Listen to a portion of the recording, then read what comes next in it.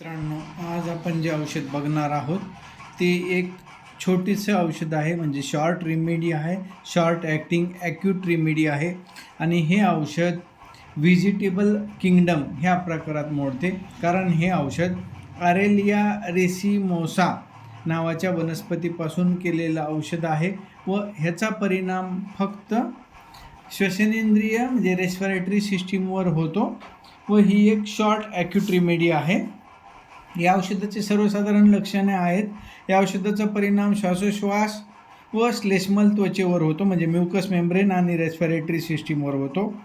मळमळणे, अशक्तपणा व गात्रे शिथिल झाल्यासारखी वाटतात.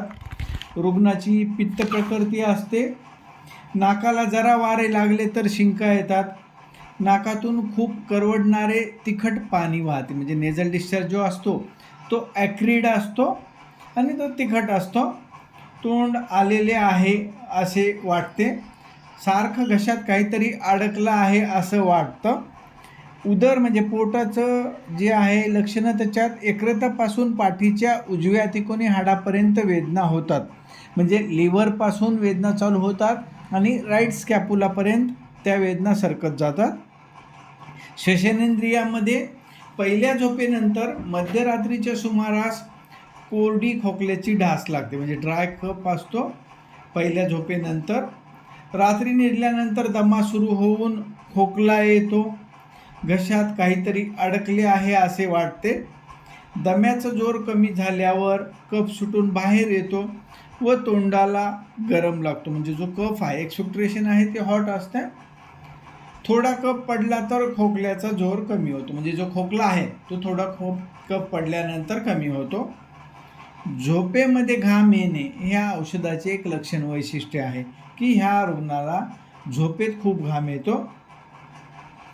ह्या रुग्णामध्ये थोडीशी झोप घेतल्यानंतर आजार वाढतो. गार वारं लागल्याने आजार वाढतो व रात्री 11 वाजता या आजाराची लक्षणे जास्त असतात. या रुग्णाला डोके उंच करून निजल्याने बरे वाटते किंवा उठून बसल्यानंतर खोकला, ढास, सर्दी, श्वासोश्वास कमी होतो. तर आज आपण बघितले एक छोटी remedy, short acute acting remedy Aralia racemosa. याचा वापर बरेच जणांनी कोरोनामध्ये केलेला आहे. लक्षण वैशिष्ट्य आहे की नेझल डिस्चार्ज हा ॲक्रिड असतो. धन्यवाद.